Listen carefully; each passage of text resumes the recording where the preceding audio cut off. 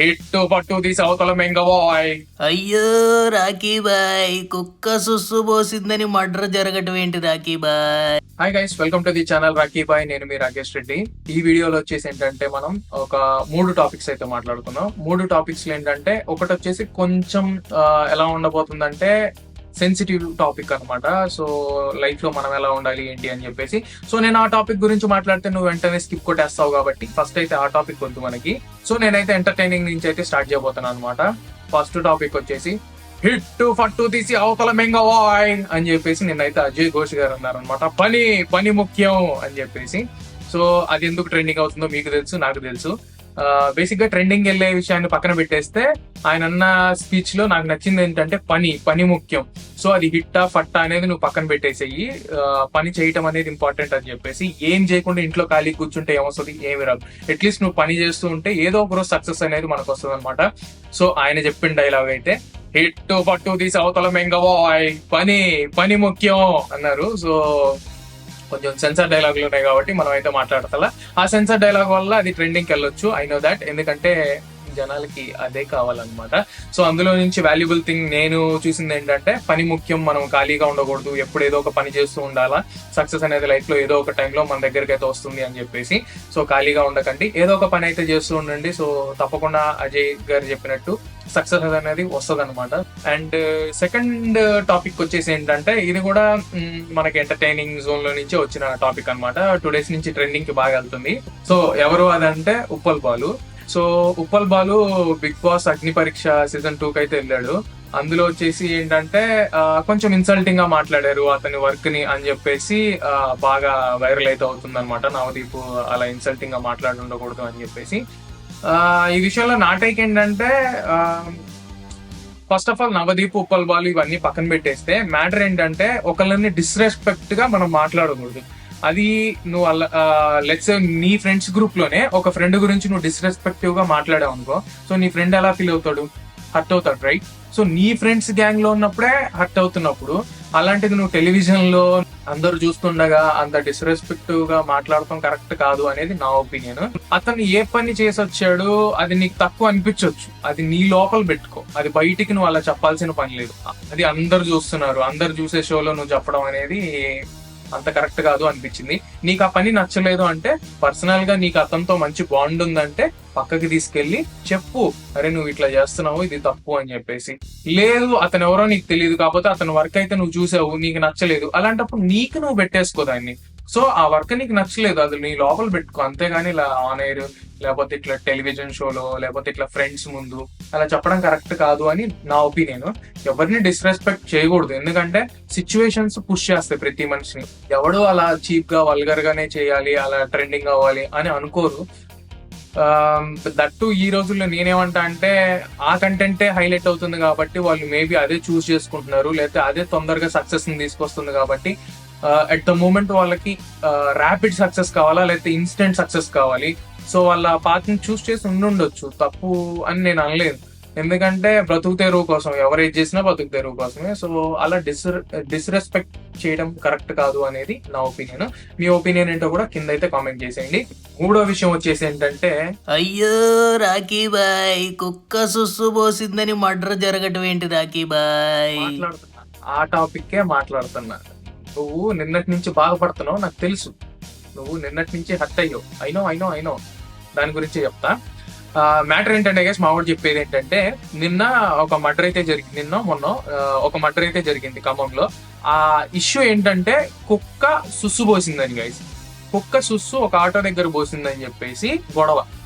ఆటోలో ఉన్న అతను కుక్క ఓనర్ ని, అదే డాగ్ ఓనర్ వస్తుంటే అక్కడ సుస్సు పోయింగానే ఆటో ఓనర్ ఏమన్నాడు, నువ్వు కావాలనే ఇక్కడికి తీసుకొచ్చి పోయించావా అన్నట్టు అడిగాడంట.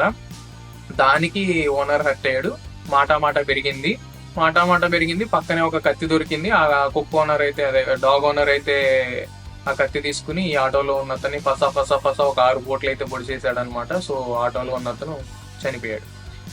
ఇక్కడ నాకు అసలు అనిపించిన విషయం ఏంటంటే పీపుల్ ఎంత సెన్సిటివ్ గా అయిపోయారు అని చెప్పేసి నాకు అనిపించింది. కుక్ వచ్చి సుస్సు పోస్తే ఆటో మీద లేకపోతే ఆటో టైర్ మీద పోస్తుంది ఫర్ సపోజ్, ఇన్ జనరల్ గా అనుకుందాం, మనకు అంత డీటెయిల్ గా తెలియదు కాబట్టి. మహా అయితే మనిషి మీద అయితే పోయేదిగా, ఆటో టైర్ కో ఎక్కడో పోసి ఉంటది. దానికి కూడా హర్ట్ అవ్వడం అనేది ఇతని తప్పు ఫస్ట్ థింగ్. రెండోది ఏంటంటే కుక్క వచ్చి అక్కడ సుసుపోస్తుంటే ఆటోలో నేనున్నాను కదా చూసుకుని నువ్వు పక్కకి తీసుకెళ్లొచ్చు కదా బ్రో అని అనడం ఒక లెవెల్ ఆఫ్ ఇది. ఒకవేళ అతను ఆ మాట అడిగి ఉండుంటే అది కూడా తీసుకోలేకపోయాడు ఇతను, ఓనర్ అనే అతను ఆ చిన్న మాటలు కూడా తీసుకోలేకపోయాడు. సో నాకేమనిపించిందంటే ఇద్దరిది తప్పు ఉండి ఉండొచ్చు అక్కడ. So at the cost of ఒక లైఫ్ అయితే పోయిందనమాట అక్కడ.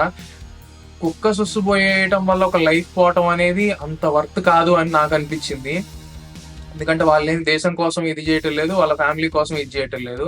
చిన్న డిస్కషన్, ఆ చిన్న డిస్కషన్ లో గొడవ జరగటం, అసలు ఒక మనిషి ఇంకొక మనిషిని చంపేయటం అనేది ఫస్ట్ థింగ్ అసలు చాలా సిల్లీ అనిపించింది. రెండోది కొంచెం ఆలోచిస్తే నాకేమనిపించింది అంటే జనాలు ఇంత సెన్సిటివ్ అయిపోయారా, అంటే చిన్న చిన్న మాటలు కూడా తీసుకోలేకపోతున్నారా, చిన్న చిన్న పనులు కూడా తీసుకోలేకపోతున్నారు. మేబీ వాళ్ళ మైండ్ లో ఇంకేదో రన్ అయ్యి ఉండొచ్చు, వాళ్ళ ప్రాబ్లమ్స్ ఇవన్నీ ఉండుండొచ్చు.